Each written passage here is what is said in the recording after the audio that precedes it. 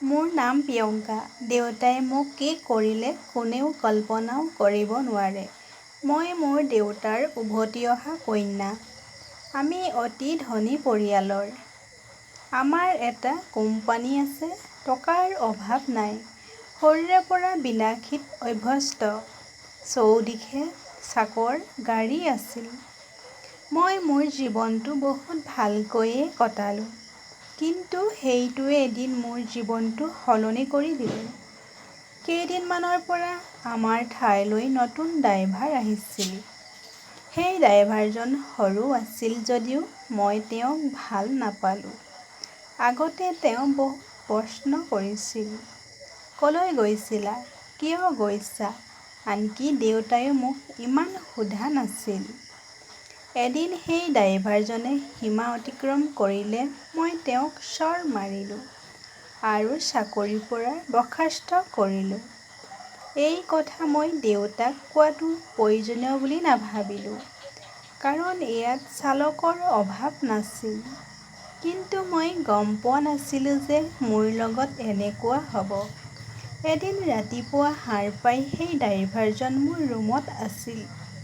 ইমান নিৰাপত্তাৰ মাজত সেই ড্ৰাইভাৰজন কেনেকৈ মোৰ ৰুমলৈ আহিল মই গম পোৱা নাছিলোঁ।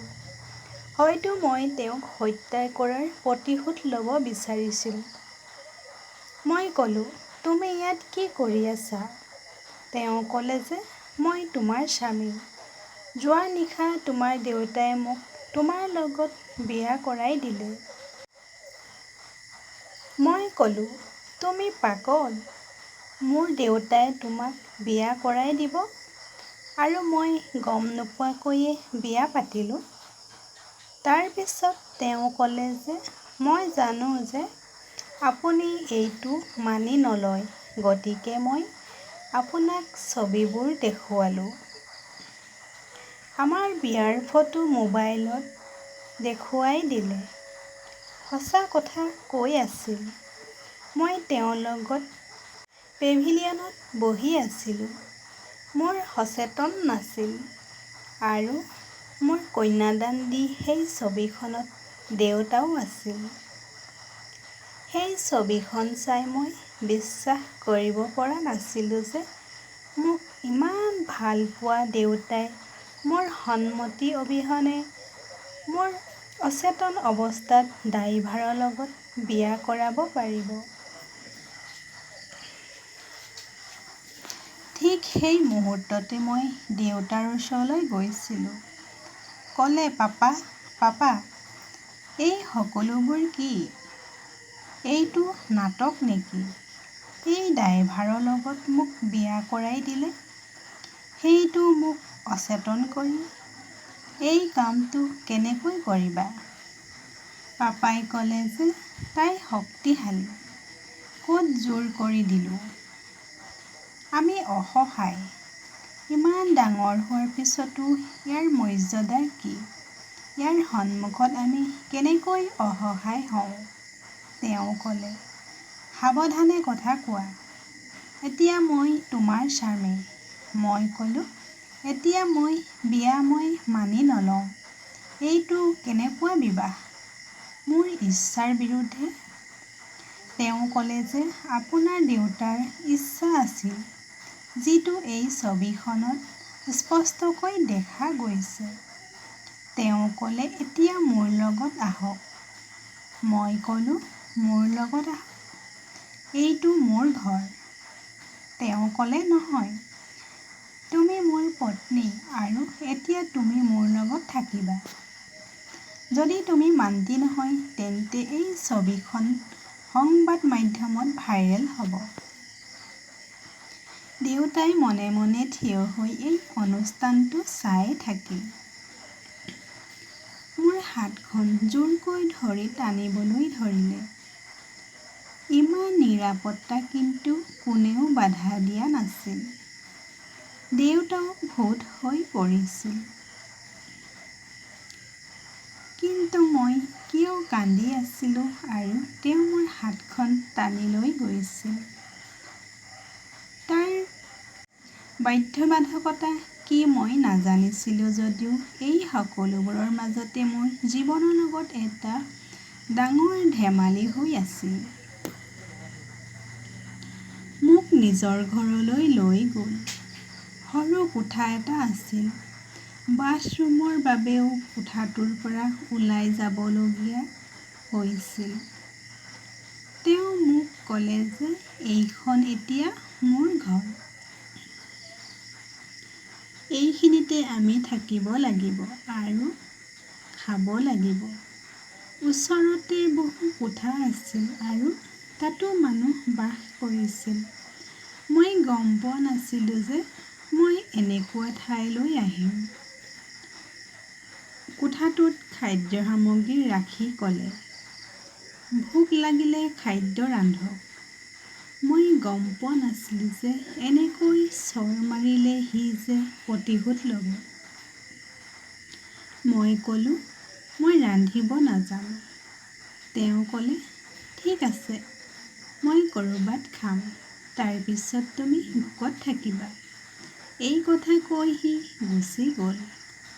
পলাই যোৱাৰ কথা ভাবিলোঁ, কিন্তু তাৰ পিছত ভাবিলোঁ ক'লৈ যাম? মোৰ ঘৰলৈ যাব নোৱাৰোঁ। কান্দি কান্দি বহি থাকিলোঁ। লাহে লাহে সন্ধিয়া হ'ল। মোৰ ভোক লাগিছিল। জীৱনত কেতিয়াও এনেকুৱা ভোক অনুভৱ কৰা নাছিলোঁ।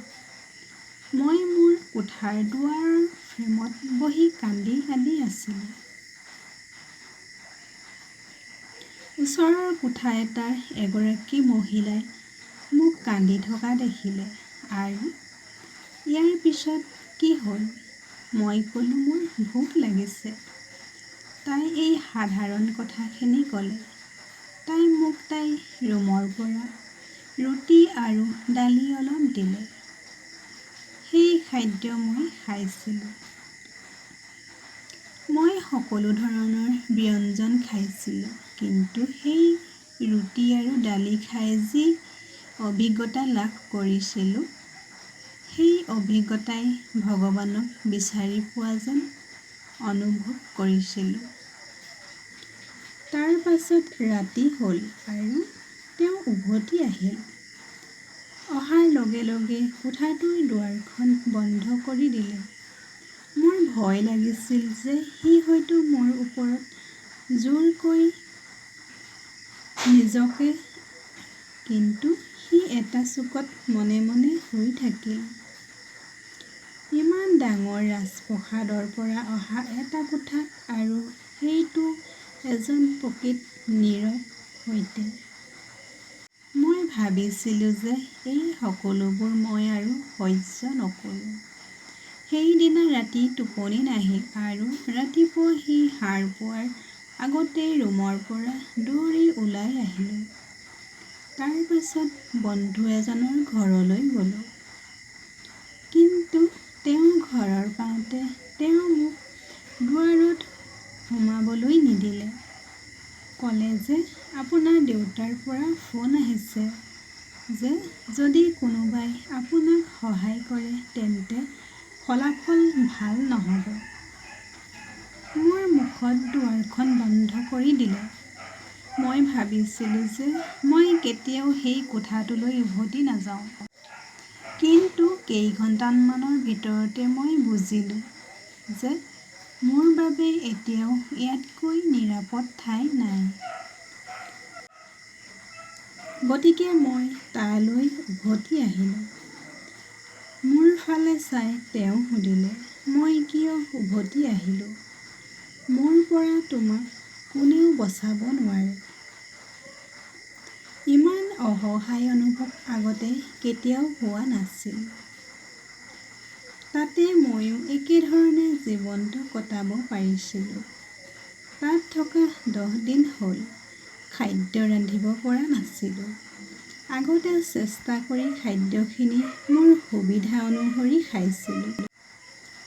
তাৰ পিছত এদিন তাইৰ মূৰ ঘূৰোৱা যেন লাগিল আৰু তললৈ পৰিল। আৰু যেতিয়া মোৰ চেতনা ঘূৰি আহিল, তেতিয়া মই দেউতাৰ ঘৰত আছিলোঁ। দেউতা মোৰ সন্মুখত আছিল। কেৱল তেওঁক দেখি মোৰ খং উঠিছিল। মই ক'লোঁ, মোক ইয়ালৈ কিয় আনিলা? তাতে মোক কিয় মৰিবলৈ নিদিলে? ড্ৰাইভাৰজনো সেই কোঠাটোত আছিল। পাপাই ক'লে, ল'ৰা, মই তোমাক ইমানখিনি বুজাই দিলোঁ, কিন্তু তুমি মান্তি নহ'ল। গতিকে অৱশেষত মই এই পদ্ধতি গ্ৰহণ কৰিব লগা হ'ল। যোৱা 10 দিনত আপুনি যি পৰিৱেশত অশান্তি পাইছে, তাৰ পৰা উঠি মই এই সকলোবোৰ সৃষ্টি কৰিছোঁ। যদি আপুনি এই সকলোবোৰ ঠিক তেনেকৈয়ে পাইছে, তেন্তে আপোনাৰ ইয়াৰ প্ৰতি কোনো সন্মান নাই। আপুনি মদ্যপানৰ প্ৰভাৱত থাকে। আমাৰ ঘৰত কাম কৰা মানুহবোৰক আপুনি মানুহ বুলি গণ্য নকৰে। মোৰ পৰা লুকুৱাই ৰাখি কিমান মানুহক চাকৰিৰ পৰা বৰ্খাস্ত কৰিলা। চাকৰি কি জানে? হয়তো আপুনি এই 10 দিনত এটা পৰিয়ালে কেনেকৈ কাম কৰে সেই বিষয়ে কিবা এটা জানিব পাৰিলেহেঁতেন। এইজন আৰ্য ড্ৰাইভাৰ নহয়। মোৰ বন্ধু তথা ব্যৱসায়ী ৰতনৰ পুত্ৰ। তেওঁ মোক বিয়া কৰাব বিচাৰিছিল। মই কৈছিলোঁ যে আপুনি তেওঁক প্ৰথমে চিনি পাব লাগে। যেতিয়া তেওঁ আপোনাৰ পিছে পিছে গ'ল, তেতিয়া তেওঁ বুজিলে যে আপুনি ভুল পথত আছে। গতিকে আমি দুয়ো একেলগে এই নাটকখন কৰিলোঁ, যাতে ই আপোনাৰ চকু মেলিব পাৰে। বিয়া হোৱাৰ ৰাতি মদ খাই ঘৰলৈ আহিছিলা। ধন আৰু জীৱনক সন্মান কৰক। সকলোৱে ইয়াৰ দ্বাৰা ধন্য নহয়। এই সকলোবোৰ মোৰ বাবে আছিল মোক শিকাবলৈ, আৰু ই সঁচাকৈয়ে মোৰ চকু মেলি দিলে। মই নতুন মানুহ হৈ পৰিলোঁ। আৰিয়ানেও মোৰ সুবিধা ল'বলৈ চেষ্টা নকৰিলে। মই গম পালোঁ সি মোক কিমান মৰম কৰে। দেউতাৰ এই শিক্ষাই মোক নতুন মানুহ কৰি তুলিলে।